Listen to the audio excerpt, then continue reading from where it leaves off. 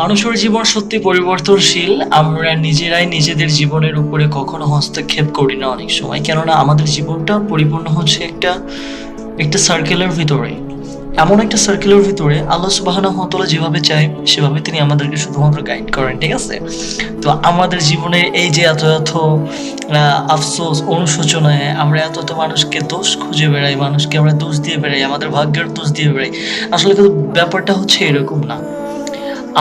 আমরা আসলে চেষ্টা করি কতটুকু, আমাদের চেষ্টার কমতি আছে ঠিক কতটুকু, এই জায়গাটা যদি আমি আইডেন্টিফিকেশন করতে পারি তাহলে আমার কাছে মনে হয় যে আমাদের জীবনের ম্যাক্সিমাম সমস্যাগুলো সলভ হয়ে যাবে।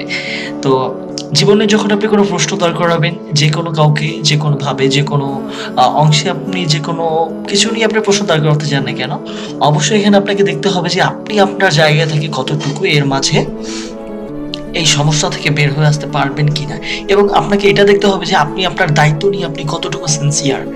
আপনি কি নিজেকে আপনার ভিতর থেকে সৎ আছেন? আপনি কি নিজেকে ৮-১০ জনের মতো অন্যায় করেন না? নাকি আপনি আপনার অন্যায়গুলো গোপন রেখে মানুষের অন্যায়ের দিকে সবসময় আঙ্গুল তাক করান? এই প্রশ্নগুলো হচ্ছে আপনাকে করতে হবে নিজেকে।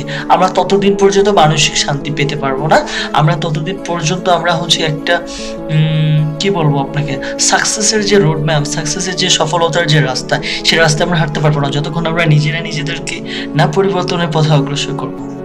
তো আমার কাছে মনে হয় যে আসলে জীবন নিয়ে এত হতাশার তেমন কিছু নাই।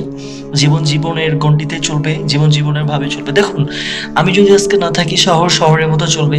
এই শহরে প্রত্যেকটা বাতি তার নিজের মতো করে জ্বলবে, হেলিয়াম হেলিয়াম বাতিগুলোও জ্বলবে, এবং ফুচকা, বার্গার, চটপটির যে দোকানগুলো আছে সব কিছুই চলবে। হয়তো আমি থাকবো না। দেখুন, আপনি আমি না থাকলে কারো কিছু যায় আসে না, কিন্তু আমাদের কর্মটা থেকে যায় পৃথিবীতে। আপনি আমি হয়তো থাকবো না, কোনো না কোনো সময় আল্লাহ আমাদেরকে ডাক দিবেন, আমাদেরকে চলে যাইতে হবে আপন ঠিকানায়, আপন গন্তব্যে। আমাদের তো আসলে পৃথিবীটা ডেফিনেটলি আপন কোনো গন্তব্য নয়, তাই না? তো সময় আছে, আমরা যদি এখনো যদি আমাদের ভুলগুলোকে ধরে ধরে যদি আমরা শুধরাতে পারি, হ্যাঁ ঠিক, একদম খাতা কলমে লিপিবদ্ধ করে যদি আমরা আমাদের ভুলগুলো সংশোধনের পথে আসতে পারি, আই ক্যান বিলিভ ইনশাল্লাহ টুডে অ্যান্ড টুমরো আমরা একটা হতাশাজনক লাইফ থেকে বের হতে পারবো ইনশাল্লাহ।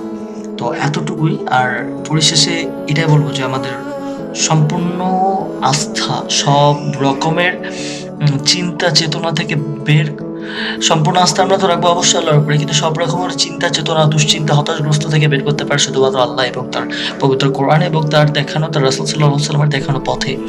তো খুব ভালো হয় না যে জীবন থেকে আমরা যতগুলো সময় নষ্ট করেছি, যতগুলো দিন আমরা পাপে, যতগুলো সময়, ঘন্টা, সেকেন্ড, মাস, বছর, যুগ আমরা পাপে নষ্ট করেছি, খুব ভালো হয় যে আমরা এই পাপের কথাগুলো মনে করে, অনুশোচনা করে, আফসোস করে, আল্লাহর কাছে সেজদায় কান্নাকাটি করে আল্লাহর কাছে আমরা পরিশেষে মাফ চাইতে পারি। এবং আমি একটা কথা সবসময় বলি মানুষকে, সেটা হচ্ছে যে মানুষের কখনো বন্ধু হয় না, মানুষের কখনো কি হয় না, বন্ধু হয় না। কেননা বন্ধু নিজের সন্তানও হয় না, নিজের ওয়াইফ হয় না, আর নিজের ফ্রেন্ড সার্কেল তো বাদ, বাবা মা অনেক সময় বন্ধু হয় না। কেননা বন্ধু হয় সে যাকে আপনি একান্তে, একাগ্র চিত্তে মনের সব কিছু খুলে বলতে পারেন। দেখুন, আমরা জীবনে এমন কিছু কথা আছে, এমন কিছু অধ্যায় আছে যেগুলো আপনি আপনার ওয়াইফের সঙ্গে শেয়ার করতে পারবেন না, যেগুলো আপনি আপনার সন্তানের সঙ্গে শেয়ার করতে পারবেন না, ফ্যামিলি, আত্মীয় স্বজন, বন্ধু বান্ধব, সিনিয়র জুনিয়র কারোর সঙ্গে বলতে পারবেন না। কিন্তু আপনি খোঁজ নিয়ে দেখুন, আপনার জীবনে অগণিত সমস্যা আপনি পেয়েছেন যেগুলো আপনি একান্তে আপনি আল্লাহর কাছে খুলে বলেছেন, রাইট? সো আল্লাহর চেয়ে উত্তম বন্ধু আর কেউ হইতে পারে না। তো আসুন আমরা আমাদের উত্তম বন্ধুর সাথে সম্পর্ক স্থাপন করি এবং তাকে তার পথে চলার মতো একটা মন মানসিকতা নিয়ে এবং তামান্না নিয়ে আমরা আজকে রাত থেকে শপথ করি, মানে এখন থেকে আমি নিজে শপথ করছি, আপনাদেরকেও শপথ করে আহ্বান করছি যে আসুন সকলে আমরা আল্লাহ দেখানো পথে ফিরে আসি এবং দিন শেষে আমরা একনিষ্ঠভাবে সত্যের পথে থাকি, সত্যের পথ খোঁজার চেষ্টা করি। ইনশাআল্লাহ আল্লাহ আমাদের পাশে দাঁড়াবে। ধন্যবাদ, শুকরিয়া, জাযাকাল্লাহ, আসসালাম।